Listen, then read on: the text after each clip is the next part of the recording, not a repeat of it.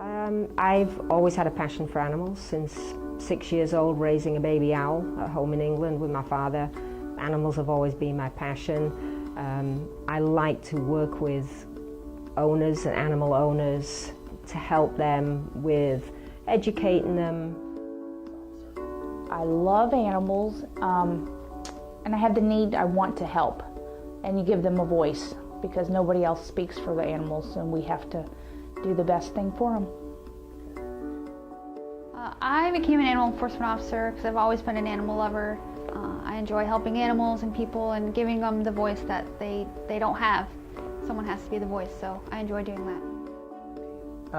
What's appealing to me is the fact that I get to also not only help people, but also help animals as well in the long run. I mean, seeing the change from an animal being scared where it's at to finally coming along, you see the tail wagging and just knowing that they're happier. Every day's different. You have no idea what you're stepping into when you look at the monitor. We can do simple things like loose animals. We have a lot of stray dogs, loose animals. A lot of time it's a happy ending. We're able to reunite the pet back with the owner. We have resources, microchips, ID tags. Try to get the dog back. We're picking up stray animals. We're picking up sick, injured, stray. We don't know the owner. That we're animal lovers. Like we don't want to just pick up the animals to take them to the shelter for them to be euthanized. We truly love the animals and want them to go home. We don't want to bring them to the shelter where it's noisy and they're, they could get sick or, not find their home. So we truly want the animals to go home. We do not strive each day to go pick up as many animals as we can just to bring them to the shelter. Microchips, I think, are super important, play a big part to us. We can reunite people. They're a fabulous tool. An example, I picked up a German Shepherd about a year ago on Sunshine Grove Road, very thin, scanned the dog, had a microchip, phoned the owner. The owner had moved to Miami. The dog was originally living in Pasco. The dog had been missing for 3 years. And the gentleman said the dog was stolen initially, but he never gave up hope to get his dog back. He'd since moved to Miami-Dade. He'd taken the doghouse with him to Miami-Dade that he built for this dog, still thinking one day he'd get his dog back. Well, he did.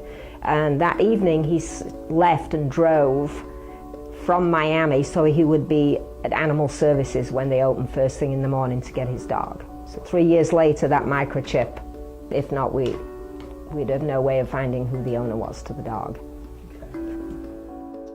We get it a lot. Sometimes I say I wish that's all I was dog catcher. My job would be easy then. We do everything. Livestock, large animals, rabbits, squirrels, all kinds of stuff that falls out of trees, and we're just there to help, and we're not just the dog and cat catchers. Oh man, there's never the same day twice. It can be where it's just a bunch of animals running loose and we try to find their owners, to something that's endangered, or a dog in a hot car, or loose cows in Brooksville. There's never the same day twice. Bad is seeing the cruelty and seeing the bad things that people are capable of, and just always having that in your head. Well, just today I helped a couple deputies.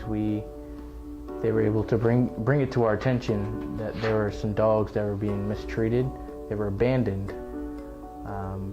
One had scars all over its head, deep cuts, and the other one was very skinny, and the surrounding area had broken glass everywhere. So I was able to at least take them out of that situation, and they're on their way to the shelter. So. It's not all dull and gloom. We have some very good days. Probably I've got a couple that come quickly to mind. One recently picked up a stray dog, a little Shih Tzu, had a name tag on him. His name's Patches. It was in Spring Hill off of Deltona, or the big city streets, lots of conglomerate houses. The dog had his ID tag, but no phone number, just the name Patches, which he quite clearly knew his name. So couldn't find the owner. Quite clearly he belonged to somebody who's groomed, he smelled lovely. So I went to load him in the back of the truck, and in the distance I hear somebody yelling, "Patches." It was a windy day, had no idea from what direction this was coming, and the dog perked up. So I put the dog in the passenger seat with me, wound down the window, started driving around the blocks and the blocks, and every time this distant scream of "Patches" came, the dog's head turned. So when the dog's head turned, I turned the vehicle. So playing remotely, ultimately, I found the owner who was driving around blocks and blocks, yelling out of a car trying to find a dog. So the dog went back to the owner. Happy reunion.